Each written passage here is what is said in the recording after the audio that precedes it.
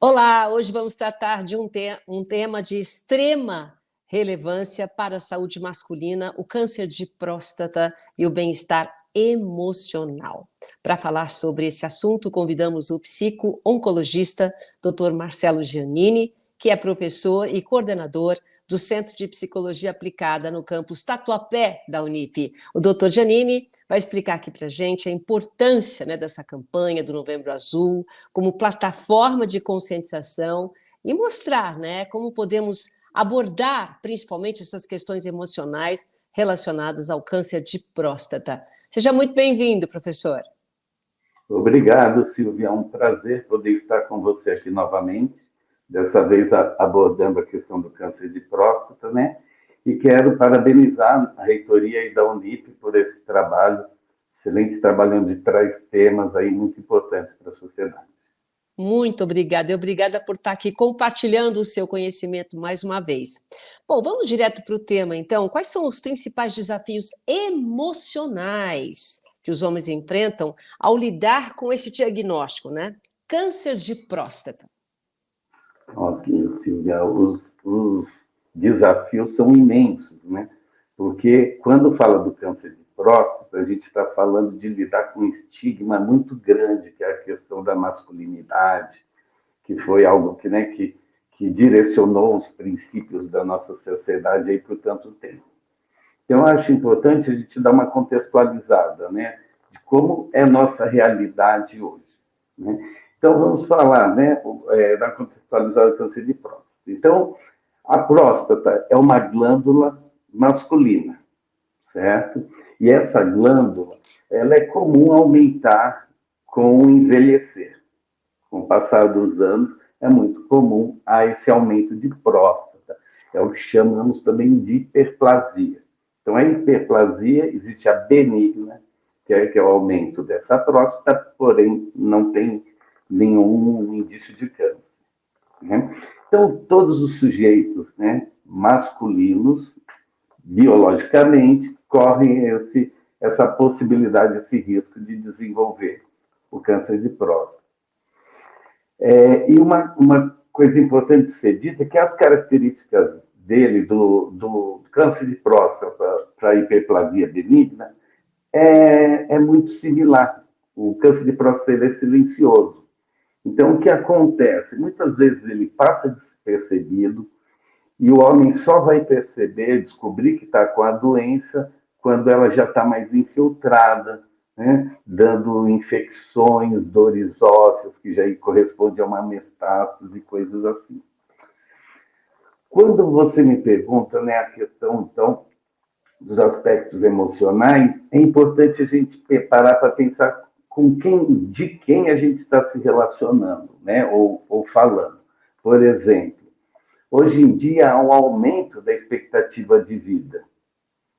Então, se eu falo, né, que o câncer de próstata é um câncer que ele evolui, pode ser evoluir igual a hiperplasia com envelhecimento, nós estamos mais propensos a ter.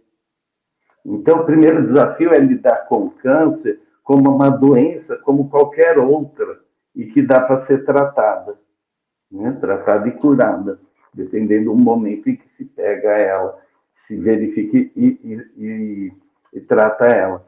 Uma outra coisa importante e fundamental nesse momento atual da nossa sociedade é a questão da gente pensar nas mulheres trans.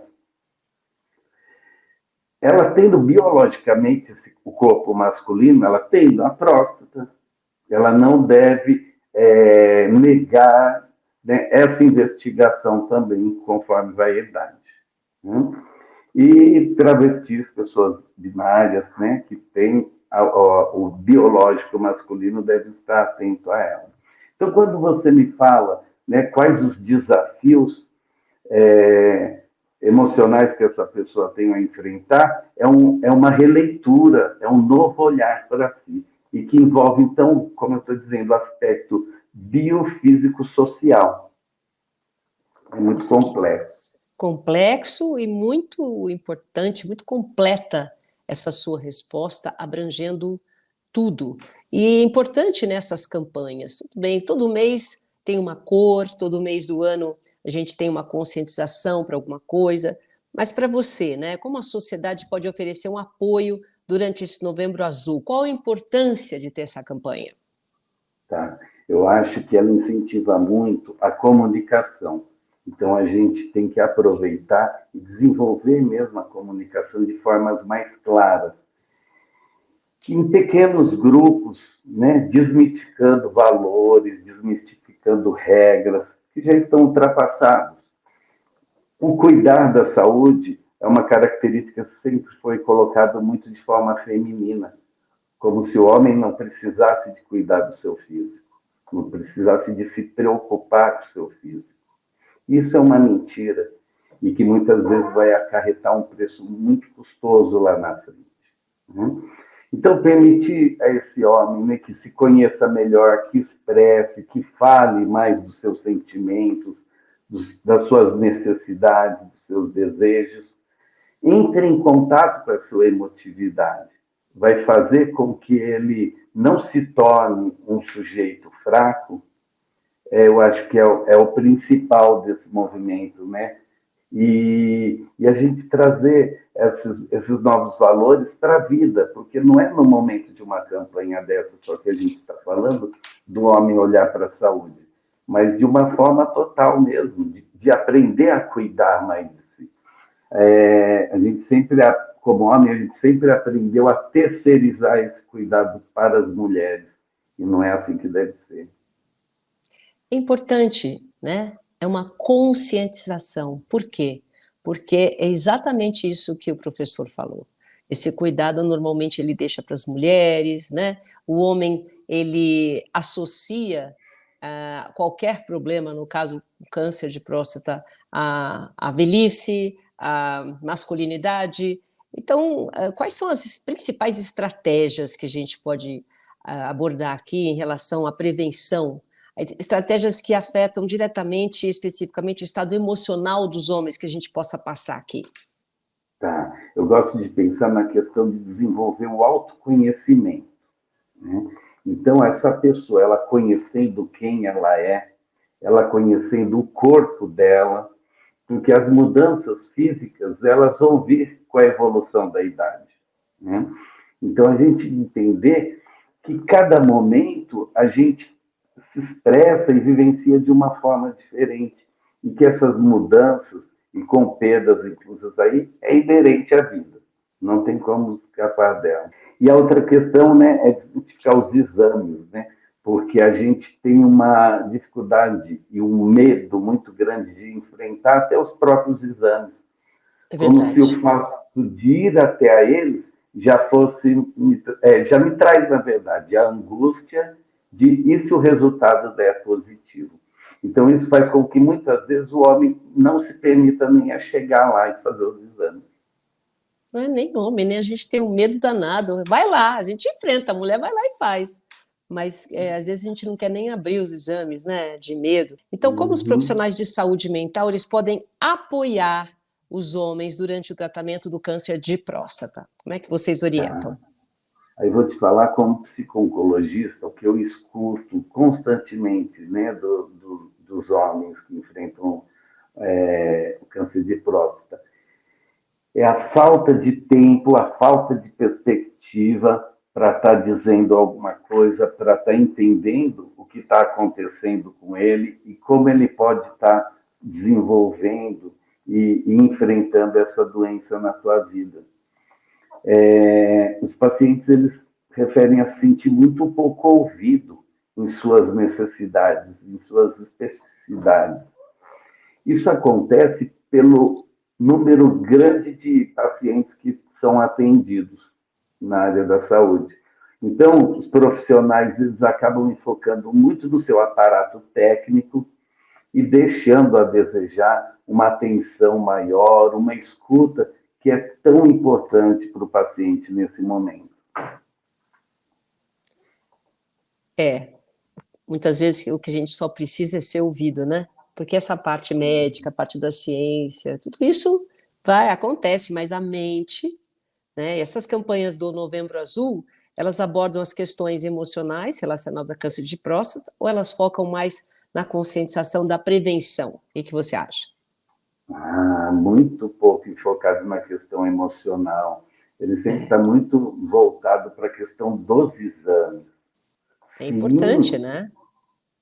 sim, é importante. Só que, assim, o quanto um homem que ele não estiver dando conta desse emocional, ele vai conseguir chegar lá para fazer esses exames, né? É. Porque para ir fazer o exame, a gente tem que enfrentar primeiro uma barreira interna, né?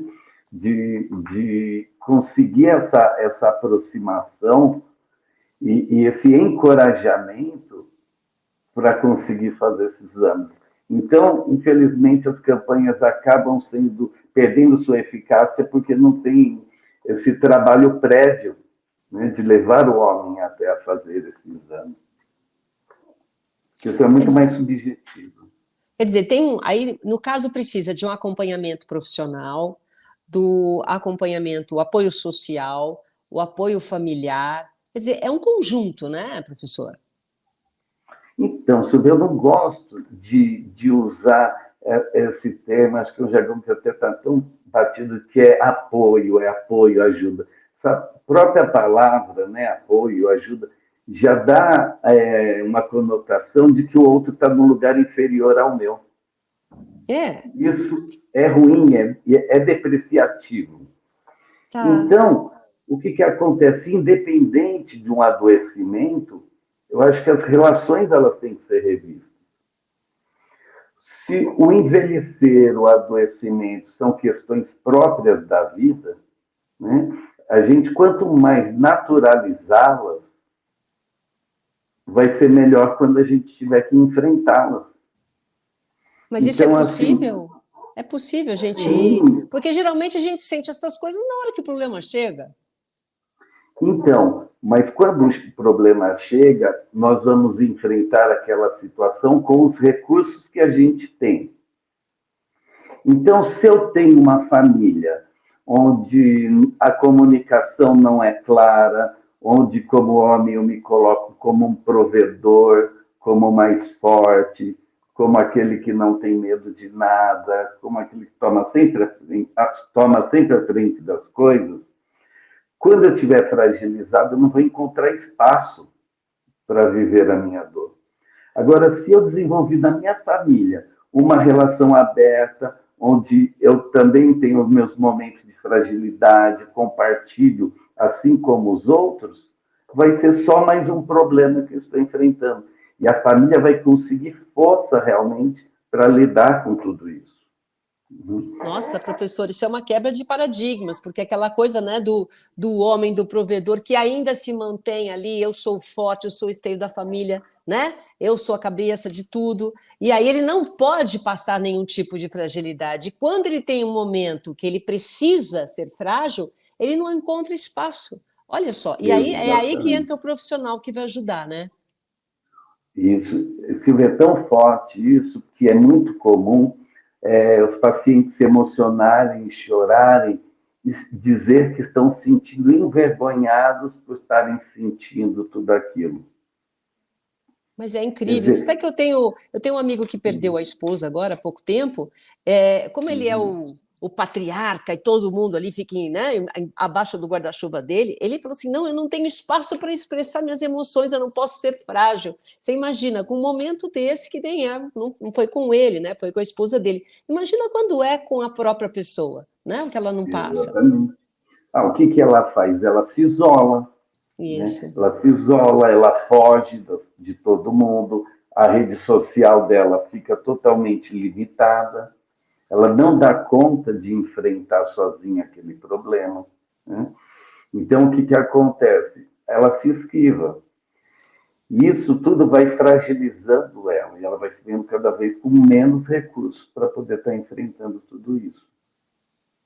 Agora, existe diferença na forma como homens mais jovens e homens mais velhos lidam emocionalmente com câncer de próstata, na sua experiência? Olha, olha, você tocou num assunto importantíssimo, que não é só com relação à forma como os homens enfrentam, mas como a própria equipe médica tem que estar muito atenta a isso, né?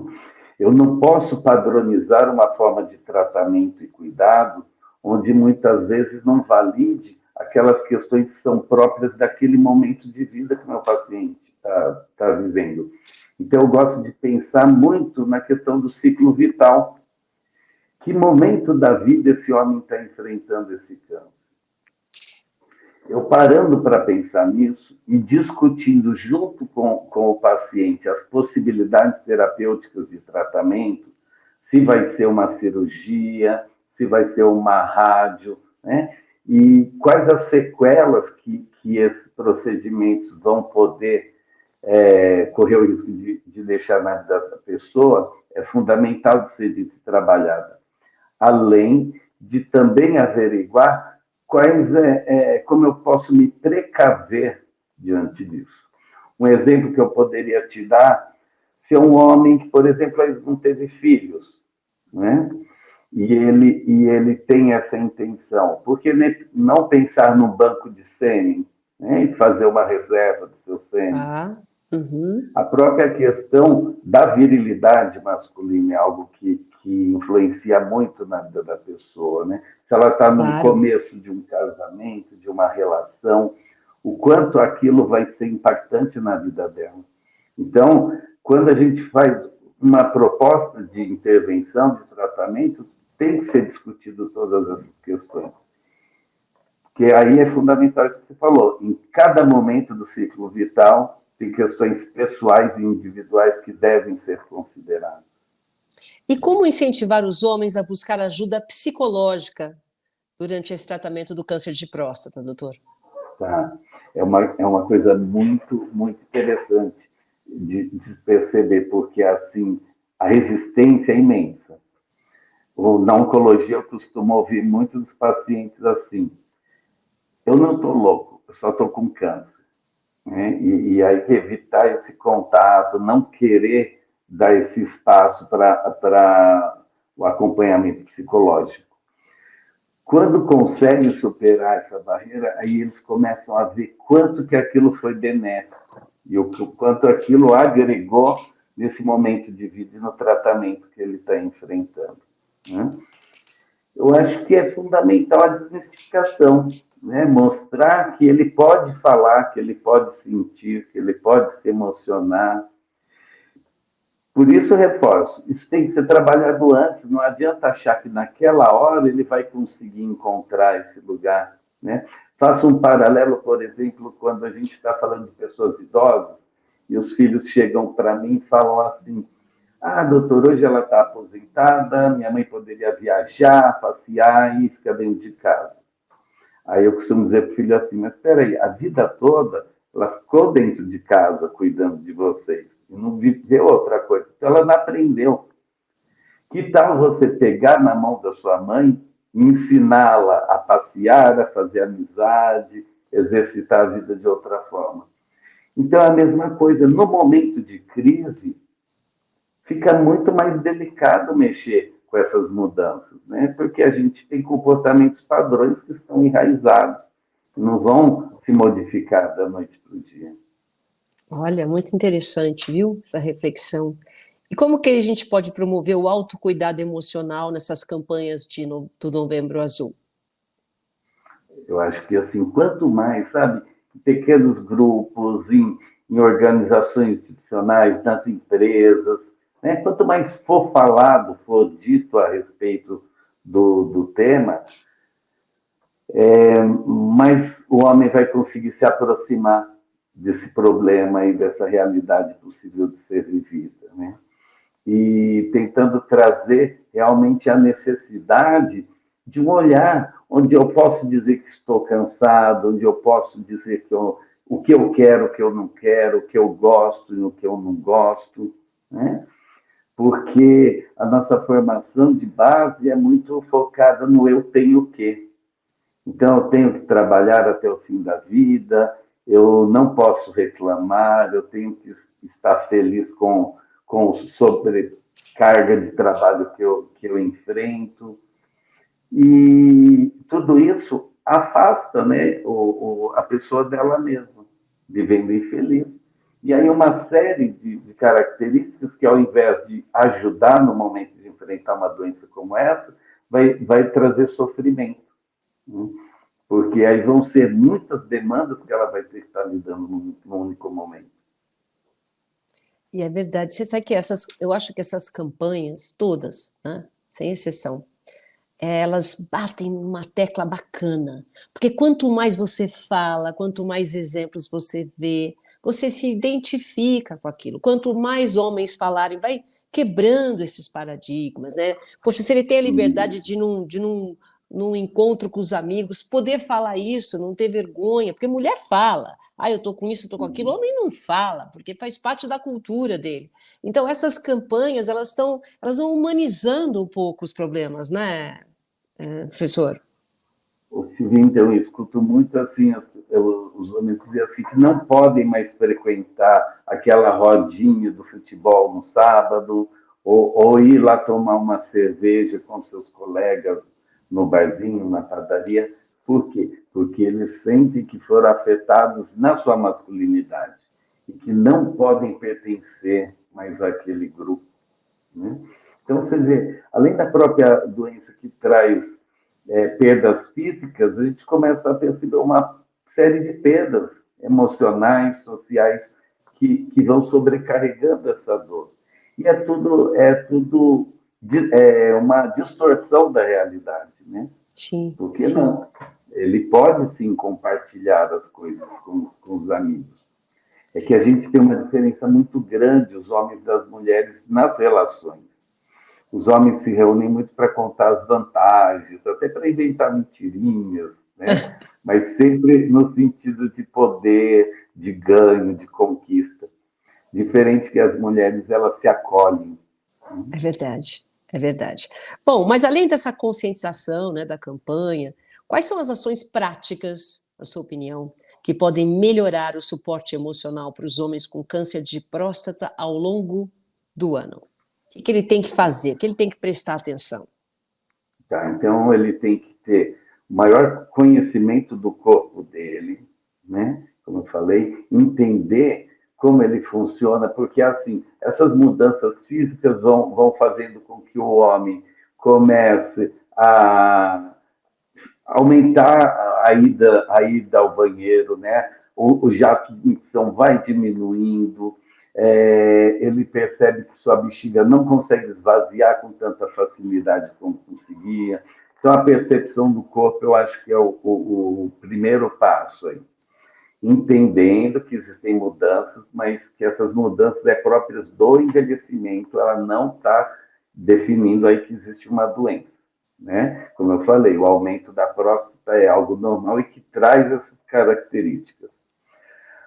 Aí sim, fazer o seu exame anual para entender e investigar mais a fundo como está o seu corpo, os exames básicos para prevenção, né? É o PSA e o exame de toque retal.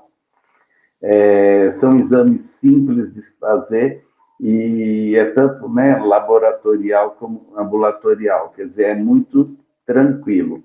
A partir desse exame, tendo percebido ou dando um índice no PSA alto, aí o médico vai solicitar exames com maior intensidade, né, mais detalhados, de imagens, coisas assim. É, mas incentivando mesmo essa mobilização do autocuidado, né? E, professor, para a gente encerrar, no Uhum. curso, né, no curso da Unip, você que coordena tudo isso, quanto tempo você acha que demora realmente para você desenvolver esse cuidado no aluno? Porque o aluno, ele chega ali frio, né? Ele não sabe muito bem, ele sabe o que ele Uhum. quer fazer, mas não sabe. Quanto tempo demora? Porque deve ter que buscar esse emocional também dentro do aluno. Como é que é o processo até você achar que o aluno realmente, agora sim, agora ele está aqui com a gente, ele vai poder ajudar o outro. Ele já se ajudou, agora vai ajudar o outro. Tá, é gratificante você estar me fazendo essa pergunta nesse momento, porque assim, eu até brinco com os alunos que eu estou no momento de maior prazer, de maior êxtase para mim. Eu pego os alunos no último ano, né? O estágio de psicologia. Então, o que acontece? Eles chegam no quinto ano, né? No nono semestre, aqueles olhares assustados, eu coloco eles em confronto, que agora não é mais uma sala de aula, agora é iniciar a prática. E eles ficam totalmente assustados com tudo aquilo que tem pela frente, né? E agora, já nesse final do 10º semestre, eu percebo eles muito mais maduros, muito mais envolvidos, né? E muito mais conscientes, tanto de quem eles são, de como quem é o outro e como eles podem ajudar o outro. É muito gostoso isso, poder acompanhar essa transformação, né? Tá bom. Faltou alguma coisa que você queira acrescentar? Então, acho que a gente conseguiu aí dar uma boa colaboração e colocar as pessoas para refletir sobre o tema, né? Parar para pensar, esses homens pararam para pensar como estão os meus exames, né? Como são as minhas relações pessoais, se eu tenho muitas coisas guardadas que eu deveria falar e não falo. Acho que a gente conseguiu explorar bem aí, pôr as pessoas para pensar que é o ganho de qualquer educador. Acho que todo mundo, todas as pessoas deveriam ter esse processo de autoconhecimento, de ter uma terapia a vida toda, professor. Ah, sim, É, porque a fase da gente, né, vai havendo uma série de transformações e mudanças, e cada fase exige muita coragem da gente, né? verdade. E eu costumo, né, nos meus pacientes, ainda, deve que eu estou indo para o consultório, eu costumo falar para os pacientes que se a gente não muda, a vida vai mudar para a gente. É verdade. Então, né, vamos mudar a gente ao invés de ser pego de surpresa, né? É isso, tá bom. Professor, muito obrigada, viu? Obrigada pelo seu tempo aqui, pela sua forma acolhedora de falar. É muito bom conversar com você, viu? Não, obrigado, Silvio. Foi um bom momento, uma boa experiência para mim também. Um abraço. Muito bem. E você que acompanhou a gente até agora, só lembrando que esse encontro, essa entrevista, fica aqui para você ver e rever, tá bom? Muito obrigada e até o próximo encontro. Tchau.